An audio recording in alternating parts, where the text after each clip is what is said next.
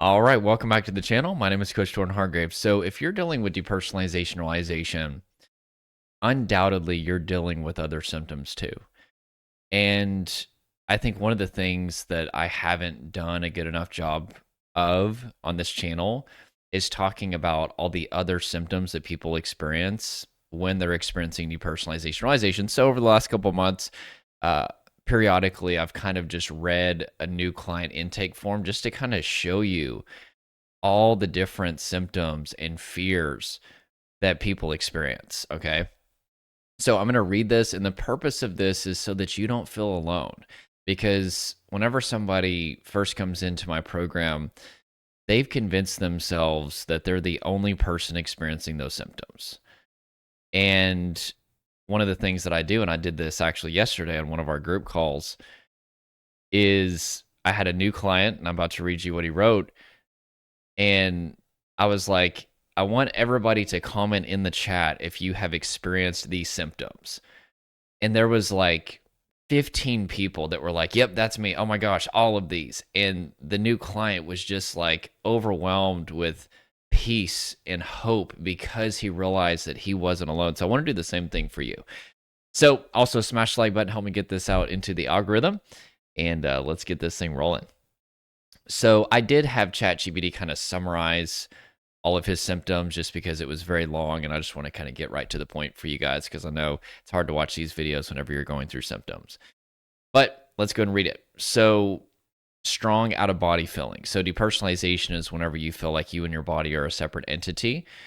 And one analogy that people use is they describe it as like you're watching yourself on a video camera. It's not a full out of body experience. Okay.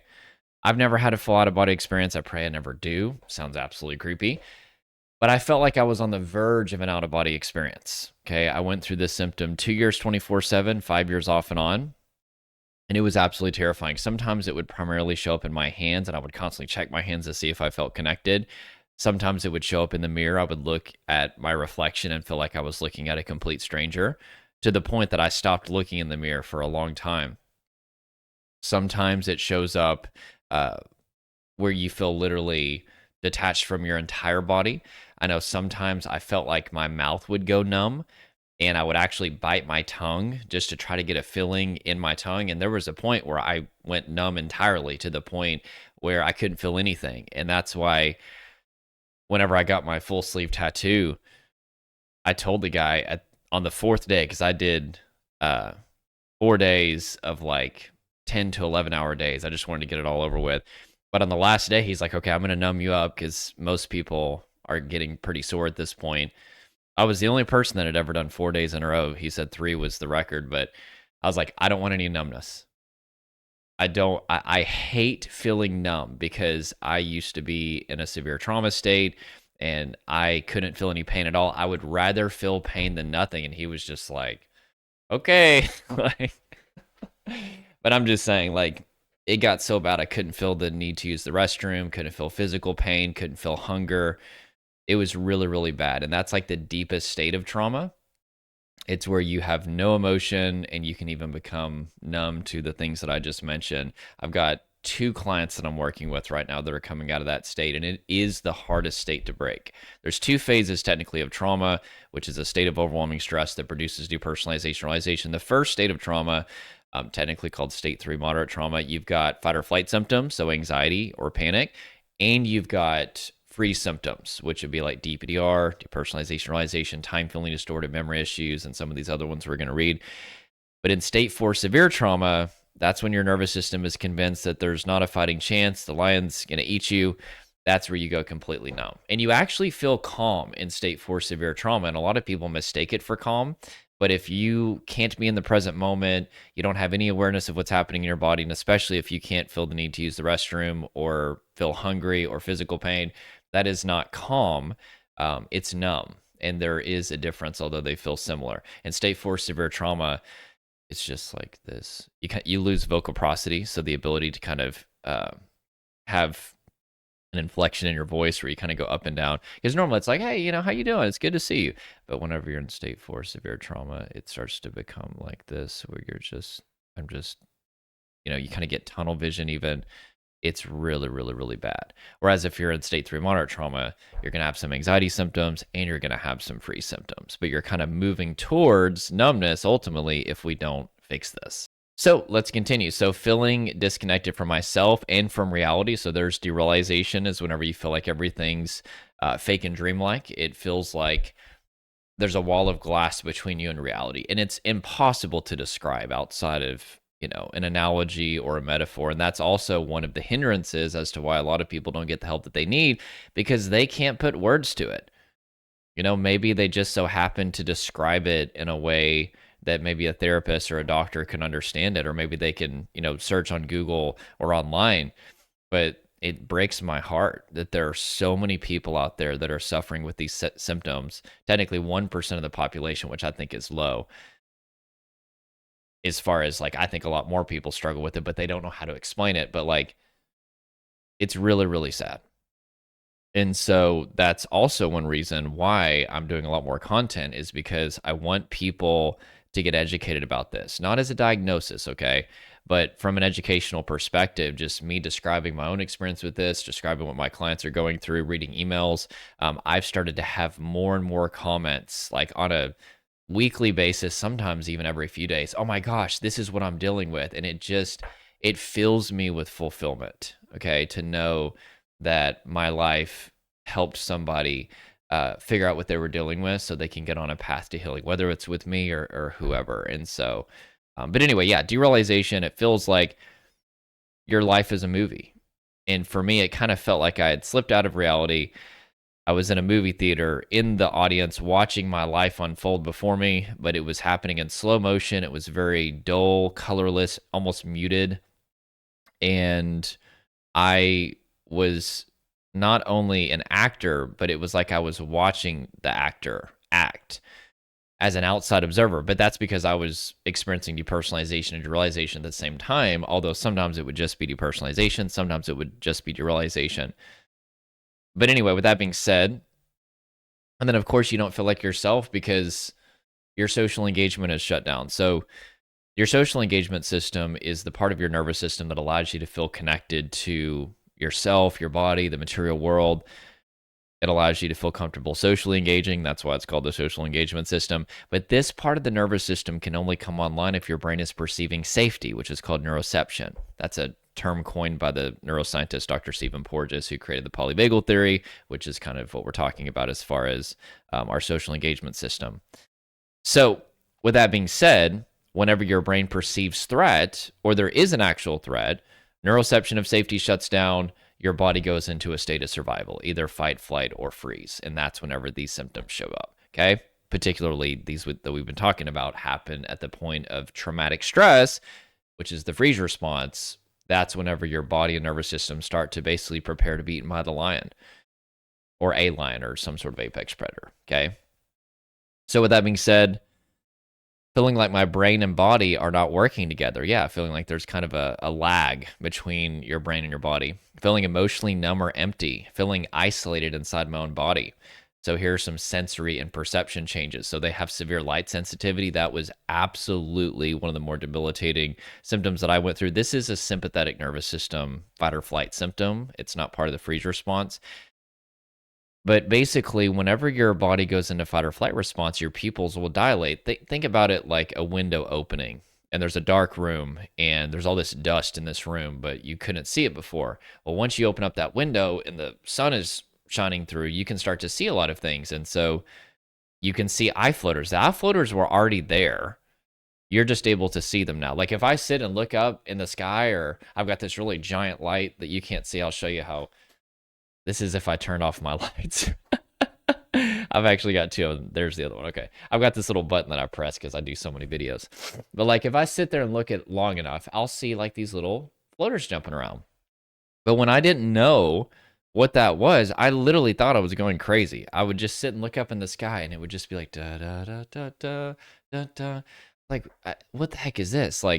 But again, the eye floaters are like dust in a dark room that you've now opened the window and now there's light coming through. You've pulled the curtains back. they were always there. And in fact, the older that we get, the more eye floaters that we have. But when your pupils are dilated, which is part of fight or flight response, you're just able to see them more. And from a survival context, if there was a lion chasing you, you would want to be visually aware of everything. And also your senses heighten. You become more sensitive to sound and even smell, and touch, and all of your senses get heightened. Why is this happening? Well, it's because your body is preparing as if there's a threat. And the more that your senses are heightened, the more that you'll be equipped to handle if there was actually some sort of apex predator trying to get you, okay? And we could go into why this is happening. We'll talk about that probably later, primarily due to sensory triggers. But with that being said, yeah. Oh, yeah. Light sensitivity. So I would have to turn my screens down to like 0% brightness and 0% contrast. I would look at my phone, and if there was any light, it would be like looking into the sun. I would be driving, and I would have to close one eye and squint the other eye. Driving was absolutely miserable when I was dealing with light sensitivity and depersonalization realization. That was absolute hell. I'd have to pull over all the time. It was, and I just like was just my whole body was just on edge. It was absolutely horrible. Also, going into stores with fluorescent lights, oh my gosh, it was absolute hell on earth. I would have rather done anything than that.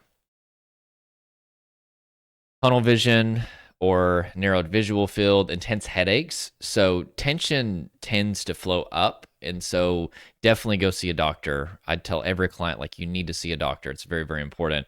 But whenever your body is chronically locked in fight, flight, freeze, that's going to create a lot of tension, and it seems to flow up. And I actually just had 2 new clients that I started working with. They're having severe tension headaches. And what always happens is we start to calm the body, and the tension headaches go away. Sometimes very quickly, actually, assuming that there's nothing, medical going on that's causing that. That's why you need to see a doctor. Hot flashes and cold flashes, body tremors, or internal shaking. So I want to speak to this for a second. Shaking is good. If you don't know why it's happening, it seems to be bad. It seems to be scary. I need to suppress this. But shaking is how our body naturally discharges adrenaline. And so if you ever feel shaking, let it happen. Flow with it. If you ever feel emotion, feel your emotions. Get alone, get away from people, and face and feel your emotions. That's how your body processes emotions. A lot of what keeps our body stuck in fight, flight, freeze is that we suppress natural processes that are trying to play out, but because they're uncomfortable or we're afraid of them, we stuff them down, and then they start to get locked in our body, okay? Especially with adrenaline, which needs to be released through shaking and emotion, okay? And so your body knows how to heal itself, but we sometimes can interrupt that process, okay? Non-human mammals don't stay stuck in fight, flight, freeze, and they have the same basic nervous system as us. And one of the reasons that they don't stay stuck is because they don't have the ability to resist symptoms or suppress these natural bodily processes. They just flow with them, okay? So with that being said, I keep saying that. Okay,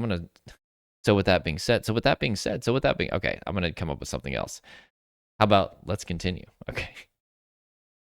Not feeling hunger. Okay, I want to really get deep into this. And not a lot of people that are going to be watching this are going to identify with this. This is a deeper state of trauma, but there are going to be some that are going to be like, oh my gosh, I'm so glad that I'm not alone. So not feeling hunger even after not eating for long periods, right? So hunger is experienced in the form of a physical sensation in the body. And the more traumatized that you become, the less access to something called interoception that you have. Interoception is the experience of the embodied self. And the more traumatized you are, the more dissociated you are. Dissociation comes from a Latin root word that means to sever or separate. So you're going to find yourself daydreaming. You're going to find yourself living in your head all day, doom scrolling, and especially depersonalization is the ultimate dissociative symptom. That's a traumatic dissociative symptom where you literally start to become so detached from your embodied self that you feel out of body. That's why you feel out of body. There's a shutdown of what Dr. Bessel van der Kolk calls the mohawk of self-awareness. It's the part of your brain that would allow you to feel connected to your body, yourself, and your environment. Your body is literally shutting down internal awareness because it's too overwhelming to be in your body, and you're starting to prepare to be eaten by a lion. And if you don't feel embodied, then you won't feel it as much. And if everything feels fake and dreamlike, it'll be less overwhelming. That's literally what's happening if you're experiencing depersonalization realization. Your brain thinks that you're about to be eaten by a lion. Okay. That's why the symptoms feel like death, because they are what would happen right before you got eaten by a lion. And I know everybody around you doesn't take it seriously, and they're looking at you and they're like, well, you look fine. But you're like, no, you don't understand. And then they're like, oh, it's just anxiety. And you're like, no, this isn't just anxiety. Okay. I went through generalized anxiety for 15 years. Depersonalization realization is a different universe. Okay. In terms of severity, it's also a different branch of the autonomic nervous system. It's the dorsal vagal branch of the parasympathetic nervous system, whereas anxiety is the sympathetic nervous system. So, with that being said, I know what these symptoms feel like. I work with DPDR sufferers every single day, have for 8 years now, and it's a very serious state. It's very, very, not trying to minimize anxiety, but once you hit that point of traumatic stress, your body's literally preparing for death. Your body is preparing to be eaten by a lion. So, I mean, it's frustrating because nobody seems to get it. And you try to explain it to people, and they just kind of look at you like this deer in the headlights look. And then you go to your therapist, and I love therapists. Like, I think they're usually incredible people. We have a therapist in the program right now, and she's finally crushing DPDR. But like, they have to look up the symptoms in the DSM-5. They're like, okay, depersonalization is a sensation of feeling out of, and you're just like, they don't even know what it is. And then you go to your doctor, maybe they don't know, maybe they do, which is awesome. But it just becomes this spiral because nobody seems to get it. You feel worse than ever, and then you try all these things that are not really getting to the root, and it just seems like nothing is going to work. But by the way, check out the 5 shifts masterclass, link in the first pinned comment in the description. I'm going to show you the 5 shifts that you need to make to actually get rid of this based upon the latest neuroscience and research, okay? That's really the purpose of this channel, is to point you towards what is actually going to get your body out of this response, whether you work with me or somebody else. There's a link, a button to apply to work with me and my team. People are crushing these symptoms every single day. I probably don't talk enough about it in my RISE program, but that's something that you could pursue as well. We'll take a look at your situation. But anyway, not feeling hunger, knowing logically that I should eat, but I don't feel hunger. So again, the more numb that you become, the more that you're going to lose access to these different physical sensations that are a part of hunger. Or also, they said not feeling sleepy even when physically exhausted, lying down without the body signaling that it's time to sleep feeling disconnected instead of natural, reduced awareness of needing to use the restroom. Okay, that's an interoceptive experience. You need to be in your body for that. And if you're numb or just somatically dissociated, somatic meaning body, dissociation meaning to separate, you're not going to pick up on that. Not feeling relief or grounded after using the restroom, reduced or absent physical pain, not feeling injections or shots. So they said that they went to the doctor and they couldn't even feel the shot because they're so numb. Pain signals feeling blunted or far away. Touch and bodily sensations feel dull or flat. Feeling cut off from internal cues that guide daily life. Feeling like the body is on autopilot while awareness floats above. Interpreting this shutdown as something permanent. So they have the fear of permanence, which is the number one fear that people have. So you're not alone in that. And that's because whenever your body enters a trauma response, the part of your brain that would allow you to see an end to your suffering temporarily goes offline. And that's also one of the reasons why depersonalization and realization are so absolutely debilitating, because it's one thing if you're suffering, but you know that there's an endpoint. But whenever you feel like death and you can't see an end to your suffering, that's literally hell. It feels like this is going to last for the rest of your life, and it just makes you feel even more overwhelmed, which becomes a layer of stress that ironically prevents yourself from getting out of the state of traumatic stress that's producing the symptoms. All right, let's continue. So feeling unsafe to move or drive, feeling stuck inside the body. I had this feeling of being trapped inside my body, and it was so overwhelming because it's like you can't escape your own body. And I would feel this sense of being trapped, and I felt like I needed to run away, but I couldn't. And it just felt like the whole world was just caving in on me, and I would have a panic attack. Constant sense of being alone or unprotected, fear of being stuck, feeling out of it forever, fear of never fully living a happy life. That was me. I remember just sitting there at my mom's table. This was the first go around with symptoms. And I was like, I literally am the person in my family that went crazy. I'll never be able to be happy. I'll never be able to get married and have kids. I'll never be able to enjoy my life again. And it felt so real. And nobody could have convinced me that it wasn't real at the time. Whenever I'm working with clients, like it feels real to them. But that's because when emotion increases, logic decreases. When emotion increases, we don't have a lot of logic online that would allow us to see how illogical these things are. And emotions appear to be self-evident. It appears as if the only evidence that we need to believe that these things are true is the fact that they feel true. But your emotions can play tricks on you. Whenever I'm co-regulating people, that's a lot of what I do is I just help calm them down so they can start to think again. I help them self-regulate, start to calm their body so they can start to think. And then eventually, once they can think again, they're like, I can't believe I had those fears. Like it seems silly now. But I understand it feels real in the moment. We're almost done. Already talked about migraine. So this person's been to the doctors, and the doctors basically have done CT scans, blood test, and the doctors keep saying that everything's normal and there's nothing that they can do. And they've gone to the ER, they've gone to urgent care, and the doctors have said there's just nothing more that we can do. Then they went to a therapist, but the therapist is only doing talk therapy, and they feel so shut down and overwhelmed they can't even really talk about it. And the therapist doesn't seem to understand their symptoms, and it's just a vicious cycle. And so again, I know on this channel I talk a lot about depersonalization realization. And it's important because those are symptoms that only happen at the point of traumatic stress. But I just want you to see this. Like, this is an average client for me. Like, yeah, they are in state 4 severe trauma, so I guess that's a little less common. But the fears that they have, generally speaking, the symptoms, let's say with the exception of being so numb that they can't feel the need to use the restroom, or physical pain, completely numb, that is less of my clients. But like, generally speaking, like, I look at this and I'm like, yeah, this is just a typical client. So it's not just DPDR. People are experiencing a lot of other symptoms, and it's overwhelming. Okay. So I hope that helped you feel less alone. Again, smash the like button if this encouraged you and you want to help me get this out into the algorithm so other people can get this awareness.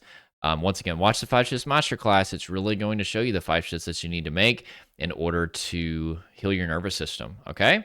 And subscribe, join this family if you're dealing with any of these things and you want to feel less alone and have some support on this journey. And I hope you have an awesome day, and I'll talk to you soon.